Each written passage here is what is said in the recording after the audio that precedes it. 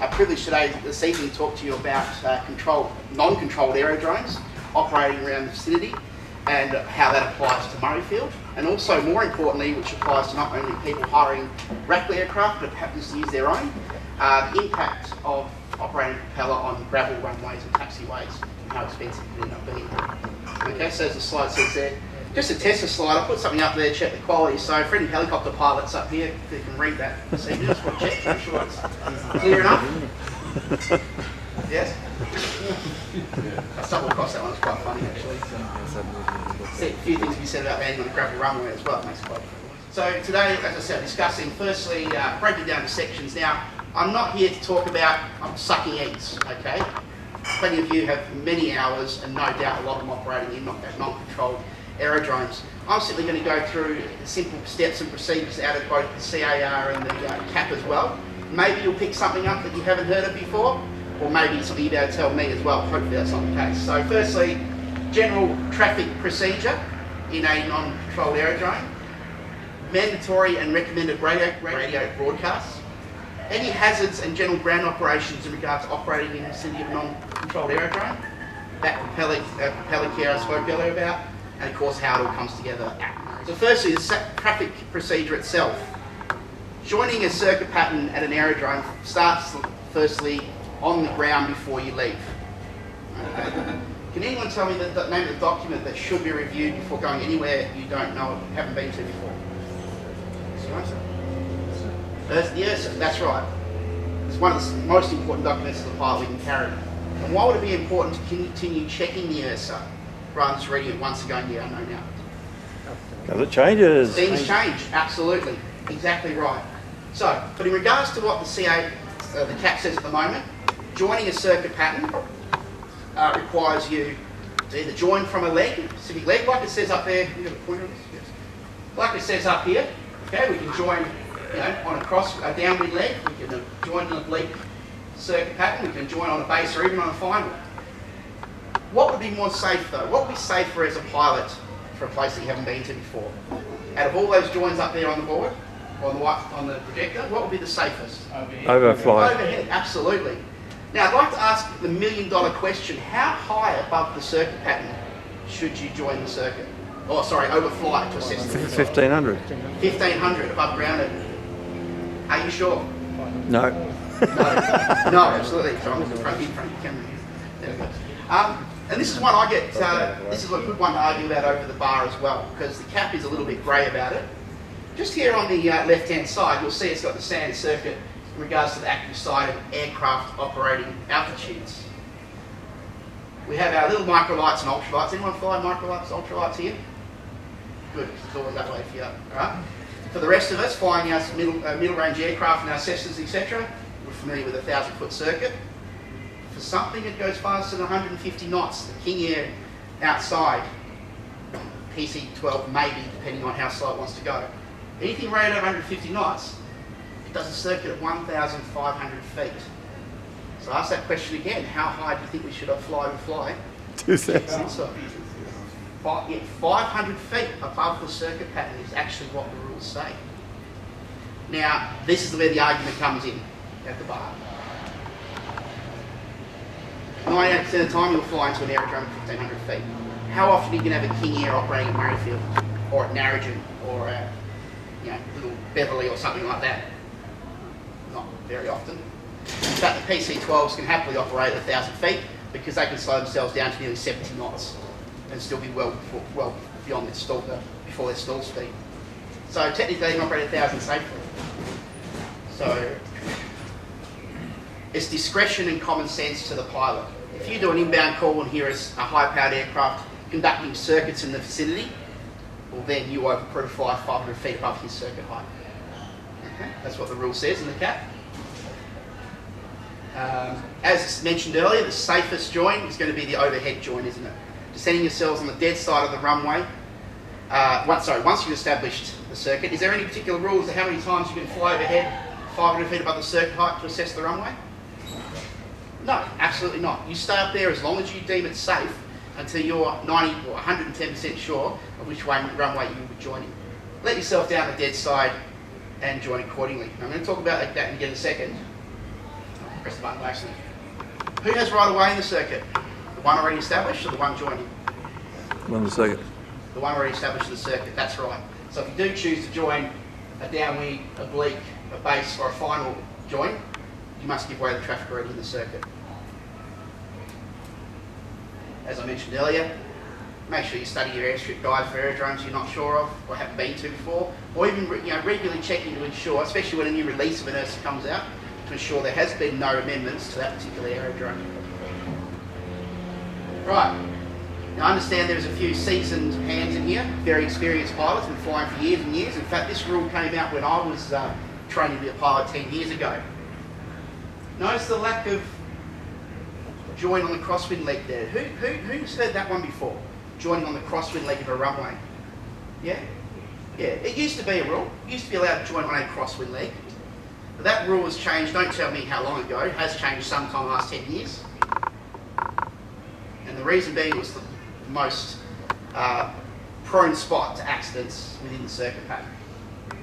And it's pretty self-explanatory why, isn't it? You've got an aircraft climbing up on upwind, you have an aircraft coming to try and join crosswind. If both of these aircrafts may be young pilots, low-hour pilots, you can see what's going to happen, don't you? So CASA removed that leg and replaced it with this midfield crosswind join, flying over the centre of the field to ensure that everyone can see where you are, you can see where everyone else is, and there's less of a conflict. Okay, happy with that? Yeah? Excellent. If you guys can read that one, it's a pretty poor picture when I got it. I can imagine this is what most students feel when they do their first lesson at Jamcot.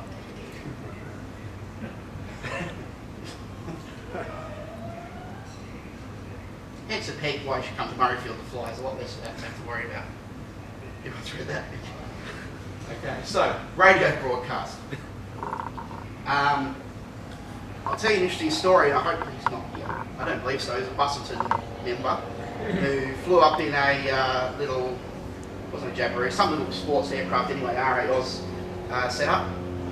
And we're doing circuits on runway 09, and we hear this bloke come on the radio and goes, "Oh, is anyone at Murrayfield?" Whiskey Charlie turning early downwind, runway 09. "Oh yeah, we're just south of the Peel Inlet. I haven't been up here before. I was going to come and land there for a coffee. I'm just going to come in. I'm going to overfly and have a look. Is that okay with you?" "Oh, go ahead. Yeah, Roger. Okay." "Oh, right, you know what? I'm a bit closer." And I'm not kidding you. This is how he was speaking on the radio. Okay. He got close to the circuit. I actually identified him, and sadly he was at 1,000 feet trying to fly overhead the field. Well, she's definitely close to my level anyway. "Oh, I see it. I see the runway." I said, "Yeah, Roger, we have your side. Turn downwind 09 now." "Oh, okay, I'll turn now. Oh, I'm a bit close. I might move out a bit." And he's broadcasting all this on 191. "Oh, I'll turn out a little bit. Oh, I see you there, Mr. Helpful." Maybe I didn't say that, but either way, and he talked like that all the way to the ground. And he actually got the snots on when I approached him on the ground and said, "Mate, you're a little bit vocal there on the radio." He got stroppy with me. He tries to tell me that's how he spoke to the RPT aircraft going into Busselton. Okay, all right. Bottom line is the CAP does mention, and I've got the right page in there, it says something along the lines of, you make the necessary broadcasts to ensure safe separation of the aircraft. Again, a bit of common sense applies there, because while he's making his long spiel about what he had for coffee the morning before, or breakfast the morning before, how many other aircraft are trying to make a call in the circuit, or could be, or whatever, no one can get a call in. So CASA and the CAP have given us a list of recommended radio calls that we should be making in the circuit and in the vicinity of a non-controlled aerodrome. Just in items there, logically, when the pilot intends to take off. Okay, so some aerodromes you have to backtrack a runway before lining up, so you need to enter the runway and backtrack it first. That would be a separate call to telling them that you're taking off. Okay. Secondly, as I said, there you go, the pilot intends to enter a runway. Obviously let people know. We'll talk about the actual layout of the radio call in a second. When you're inbound, you're required to make an inbound call no later than 10 miles from the aerodrome. Skipping ahead a little bit for Murrayfield, who's been up to Murrayfield recently? Or who does a lot of trips to Murrayfield? I drive every day, but yeah, okay. From north to south heading to Murrayfield, who can tell me where 10 mile is? What's the feature on the ground or anywhere around that can tell you 10 miles? Anyone? The lakes, the sports ski park. Port Yeah. Kennedy to the north. Port Kennedy, yeah. You talk about the ones near Thomas Road, yeah? Those water ski parks? Yeah. Yeah, those ones, yeah. That's not far off, okay? Serpentine could be another arguable point. Serpentine Beecher Point. That's roughly 10 miles. What about one of these, again, King Airs or something that's got a DME or a GPS in it telling exactly 10 miles? CASA have thought about that, and there is a statement in the CAP that says within reason of 10 miles. So if you're at Serpentine or Beam Serpentine heading to Murrayfield, it's about 8 miles really on a map, but that's close enough, right? As long as you're not making a call as you're crossing the runway saying that you're 10 miles out. Okay, realistic, common sense on that one, guys, okay? When a pilot is ready to join the circuit, going against common sense, if the pilot intends to carry out an Australian approach, does many people here practice that at all? Doing Australian approach to a runway they're familiar with? Yeah, there's one. I do, when I get a chance. Okay. So it's, again, you've been pretty important you're familiar with the airfield. It's more important you let anyone else around it who are doing that. Okay. And of course, making the appropriate calls 3 miles in. And finally here, if you have no intention to land there, you think it's important to have a listen to what's going on when you fly the top? It's pretty important, isn't it? Okay. So that's where we have to make calls. The layout is such. For every radio call we make, we must always include the name of the aerodrome in question. We must always include the aircraft's call sign and type. Why is it important to include the type of the aircraft in the radio call? We mentioned it earlier. Speed. People know how fast you're going. Yeah, therefore, the circuit altitude you're flying at King Air, whatever, is downwind runway 09 at Murrayfield, but point being is that King Air, chances are, is at 1,500 feet. Okay? Or vice versa, if you make the call, they know that you'll be 1,000 feet. And of course, your position and intention, so whether you're inbound, whether you're joining circuits, whichever. Using standard phraseology, again, our mate from Bustleton, talking about the weather and what his granddaughter did. Okay? Standard phraseology in our AIP. If you're not sure, have a look it up. If you're even still not sure, you give us a ring and I'll give you a script to practice. Okay? Pretty general stuff. It's clear and precise and ensures that you get the right information through without hogging the radio band. The format broken down to a little bit more detail there. The old-fashioned all stations Murrayfield or all stations, this has been gone for a while now. You'll still hear it bouncing around, especially if you're going with pilots a lot of hours. It's not wrong, but this is the preferred method. Okay? Using Murrayfield as an example, Murrayfield traffic, Cessna 172, Lima Tango India. You don't need to say that you're VFR, unless you're an IFR pilot doing something special. Any IFR pilots here? No? Not one? Yeah, okay. Again, because the rules apply. So if you hear an IFR pilot inbound and you do a radio call, you know that you guys are following different rules. Position and intention, joining midfield crosswind runway 09er, Murrayfield at the end. Don't say Murrayfield traffic, all stations Murrayfield. Why do you think we say it twice? Why do you think we say it at the beginning and the end? Anyone? Don't confuse the Serpentine. Yeah, that's the perk of Murrayfield. Absolutely. If someone comes in halfway through the transmission, at least they know the end of it. Thank you. Miss the end of it, they only turned on halfway through. Especially in a situation like Jim mentioned, an aerodrome that might, two aerodromes that share the same frequency, you know which one you're talking about.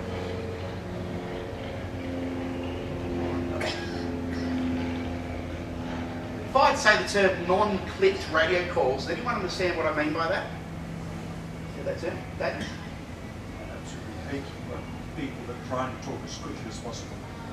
Yeah, that's rushed radio calls, but it's not clipped. What does clip mean? Hold the wait for half a second before you start talking. Yeah, and half a second when you finish talking. Murrayfield traffic lever ticketed downwind during the... And they let the button go before you get to the end. Okay, whether they're rushed because the young students are nervous or you rush your call in here at Jandicott coming in, click radio call means that you don't finish the broadcast. You may verbally finish saying it, you haven't held that button down long enough. Well done. Put half a second before and a half a second afterwards ensures that you don't miss any of the, or they don't miss any of the radio call you're trying to make. And that's just simply clear, precise again, but don't rush anything. Take your time. Non-controlled aerodromes, you don't have the problem of 10 aircraft all inbound and 6 out. Try and squeeze a radio call in. The CAPS has a little saying that CAPS put in, look, talk and turn. Okay? Contradicts the aviate, navigate, communicate a little bit. Before you turn the aircraft, especially the circuit pattern, you look first, you let them know that you're going to do something and then you make the move, whether it's turning or approaching final, joining circuit, whatever. Hazards and ground operations. Now again, this will vary between aerodrome and aerodrome. If it's your local aerodrome, you'll pick these up quickly. It's also something you may not see listed in an IRSA or a country airstrip guide that might just be incorporated by the local the local pilots. All right, so again, it's very good to pick up the phone and ring the aerodrome, especially if you haven't been to it before. So hazards in the air. We've already discussed in detail aircraft size and performance, so I won't go on any further about that. Duty runway selection. Oh, so many times, especially since November when I started Murrayfield, I've seen particular aircraft and particular companies, and I will happily say it wasn't Rakwa, certainly other ones, that would love to land on runway 09 with a wind of 270 and 35 knots. Multiple times. Right? So it's important that, again, you adopt a safe practice of flying overhead and determining the runway direction. Even if you've been listening to the radio for 10 miles inbound, they may not necessarily be using a good runway. So it's a good practice to check it yourself again, ensure that they are doing the right thing and not landing with a 35 knot tailwind. In the air inbound to a CTAF or a controlled zone that has a TAF on it or something like that, let's pretend it's middle of nowhere. How can I identify whether the aerodrome's safe to land at prior, weather-wise, Steve? Weather-wise, Weather-wise. windsock, white You're cross. flying from here to Murrayfield. How would you know the weather's good at Murrayfield? You ring me. Absolutely. Well, thank you, John. Exactly. Ring the owner of the airfield or instructor drives anyone that might be on the premises. That's one. And you mentioned TAF earlier. How far are we from Murrayfield here? Not far. Not far. 20 miles maybe, if you're lucky. So the weather here to the weather there. There are differences, but normally if it's a really bad day here, it's going to be hitting there. Or these are things. Okay, so use a location closest to the aerodrome that does have a TAF, does have an aerial forecast that you can use and get an idea. And of course, being up there, if you leave here and it's beautiful, you head towards Murrayfield and it's a black wall of death, well then, you pretty much go home, turn around and go home, wouldn't you? Use your senses, use your experience as pilots. Close to the ground in the circuit area, wind shear that can't be identified because there's no ATIS and no one telling you there's a wind shear on the run, but coming down short final. How can we deal with that? Go around. Pilots at a non-controlled aerodrome. Here you go. Go around. Yeah, go around and have another go. Or even do a precautionary approach over the field. Go around 200 feet, fly level, see what the wind's like. It's not battering in around, the most likely good, but down at ground level you should be fine. Okay, there's always the go around, of course. Aircraft separation. Now this is a good one. How far can you follow another, taking formation out of account, how far can you follow another aeroplane in the circuit pattern? How close can you be? 600 metres. 600 metres, thank you, exactly right. You cannot be bumper to bumper in a circuit pattern. So you need to take that consideration as well. If there's 5, 6, 7 aeroplanes using 09 at Murrayfield, or even shorter runway somewhere else, the likelihood is that you might have to go away and come back again. Okay? Because you're going to breach that 600 metre rule. We'll talk about the ground separation shortly. Radio broadcast, of course, being familiar. And like any aerodrome, you could have a livestock issue. Especially if flying at night. I don't have photos up here. Okay, never mind. But, of course, like any machine, if you impact with a kangaroo, usually the machine comes off worse. On the ground, going through, skipping for a second, we mentioned separation again. So good. If you are coming into land, as long as the aircraft's clear of the taxiway, you are free to, clear to land. There is a rule about a longer runway, but we're talking about non-controlled aerodromes here. Okay, like Murrayfield is a good example. What about taking off? If you want to line up ready to go, and someone just started touching you in front of you, How long do you have to wait until you line up and roll on that runway? Can anyone answer that question for me? Airborne? Airborne and 500 feet. 200 feet. Yeah, across the threshold, the other end's threshold. They're airborne, obviously. If they're off the end of the runway, be worried. Yeah, as long as they're ahead of you. If the runway is longer, I've got it here, if the runway is longer than 1,800 metres, as long as they are 1,800 metres ahead of you, essentially. Okay, so they could be still climbing upwind. Or, of course, if they initiate the turn on the crosswind, well, then you're well clear. Okay. Again, there's a bit of common sense in that practice there, and it does mention some comments about runway separation standards do not account for any wake turbulence and do not provide any safe operations in the presence of wake vortices. So we're not talking about any wind conditions here from the previous aircraft. But let's say you've taken off in a 152 and you've lined up this specky brand new extra 330. Who's going to climb quicker and faster? Okay. The rule doesn't really speculate anything about that. They're both less than 5.7 tonne. They both apply the same rules. It's your knowledge as the pilot and a bit of common sense there. Okay. Now back to the top. This one is on my mind quite a lot because unfortunately I had an incident recently at Murrayfield. Starting distances from hangars and other aeroplanes. I had an incident with my nice shiny 172 and then thought it would look better if the wing was running to the side of the hangar. How far do I have to be from an open hangar to start my engine? Start. Sorry. 50 metres? 8 metres for aircraft less than 5.7 tonne, absolutely. Anything bigger, it's 15. Okay. So, front of an open hangar. What about from another aeroplane of the same type, so single engine Cessna, for example? Start nose to nose or right up each other's bum, you can do a formation flight, something like that. So, yeah, 6 metres. Yeah, close enough. 5-6 metres, absolutely. Yeah, so where can I find that information? Where can I find those distances? Because there are a few more to think about. Which document is it? Gary? AIP. Yeah, it's in the AIP. It's in plenty of was it the VFR guide that CASA wrote or was written? It's all in there, depicted graphically. Okay, absolutely. Look it up. If you're not sure, if when in doubt, you shut down and move it by hand. Okay, well away. Duty runway selection, again, windsock is normally your only feature you have, don't you, to pick yourself the runway. Again, there are unfortunately examples where people decide to take off with a tailwind. Maybe they didn't look in the first place, or their knowledge of the windsock isn't particularly good. You get low out pilot, something like that. Loose surface runways and taxiways. I will talk about that shortly. Aircraft separation we spoke already. Right away, we've already spoken about. You're lined up on the taxiway ready to enter the runway. Somebody's on final. Who has the right of way? The guy in the air, doesn't he? He can't pull up and wait for you unless you're in a helicopter. All right. Yeah. Know your aeroplane around the hangars. Know your turning.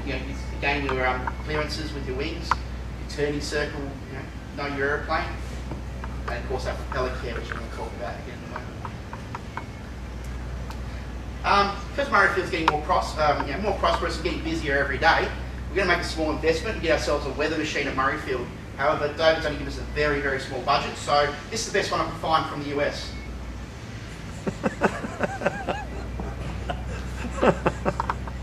have to upgrade for Australia. We're not going to have a snowing problem.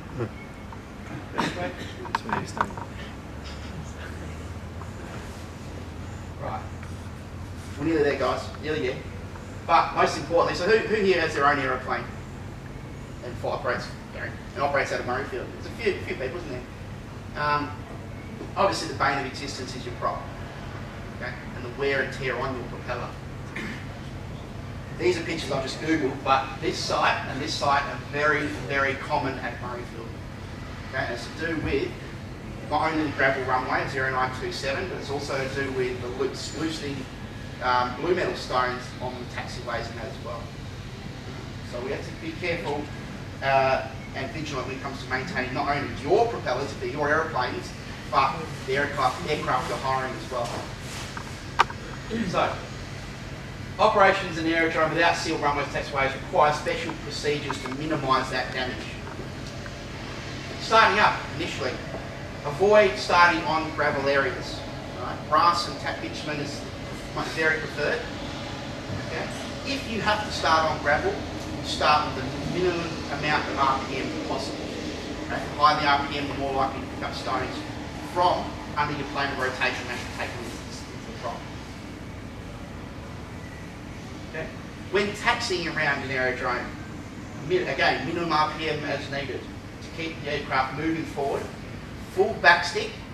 The aerodynamics allows the airplane's nose to sit that tiniest bit higher, which every little bit makes all the difference to maximum appearance. Any low-winged aircraft. Does anyone taxi around with their flaps down with a low-winged aircraft? In gravel? Yep. Why would that be bad? Let me think. Rocks, throwing back, and not just hitting the underbelly, but also taking out the bottom of your flaps as well. Lots of dings and dents. Taxi around a Mooney or a Piper or anything, you keep those flaps up until you're onto solid ground. Run-ups themselves, again, common sense, don't run them up. Don't do them on gravelled areas, okay, again, unless there's no other option. Even on the bitumen areas, good inspection from the cockpit as you taxi up. You see it loose around the sides of your wheels, you can pretty much guarantee it's loose around the nose. Taxi that bit further forward. On a piece of bitumen, whether it's taxiway or runway, where do you think the least amount of stones would be? On the edges or in the middle? Middle. In the middle. So that's where you're going to keep your prop, aren't you? As best to your ability to do your run-ups. And of course, takeoff on a gravel runway, the best procedure is a soft field takeoff. Start from a rolling start so that you're always keeping your, the stones being thrown rearwards of the aircraft and not into the propeller. Okay. Remember, taxiing is controlled by power. It's not by how much brake you can apply and how much power you can put at the same time. Minimal braking, small amounts of power adjustment, and taxiing around quite slow will ensure that you'll maximise your propeller life. Remember, it's not Jandicock, these aerodromes. Okay? You can hear people taxiing a little bit too fast. For the sake of your propeller and the money in your back pocket, if it's your own airplane, taking an extra 0.1 to taxi around will save you a lot more money in the long run. Any questions on propeller care, guys? As David mentioned earlier in the piece, I think we get through one prop ago? One life prop at Murrayfield. Okay? As much education we can give, everyone does their little bit, we get that little bit more life out of propellers. Michael, any prospect of getting that taxiway sealed? Look, plans are definitely in the fate. The short-term plan is to try and get Murray the 0927 graded and rolled as a minimum. But with the whole plans of moving of our hangars and that sort of thing, we'll hopefully have bitumised, eventually have bitumised taxiways up the western end. Yeah. In the meantime, that's my job during the week to pick up rocks and move them as far as I can. Okay, so it's happening, guys. It will get there. Anything else? How does this all apply to Murrayfield? So a little bit of a combination Q&A session here. So when we're inbound, just to refresh you guys, tell me what feature we can use to identify that we're 10 miles to the north, or northeast, or northwest. Shout them out. Sorry.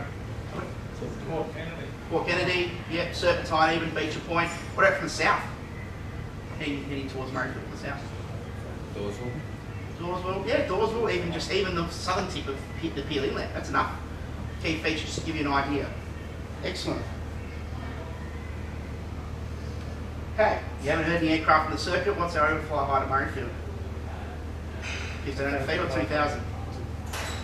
When in doubt, 2000. When you know the place, 1500 is fine. Or there's definitely no other aircraft in the circuit. That will conflict with that.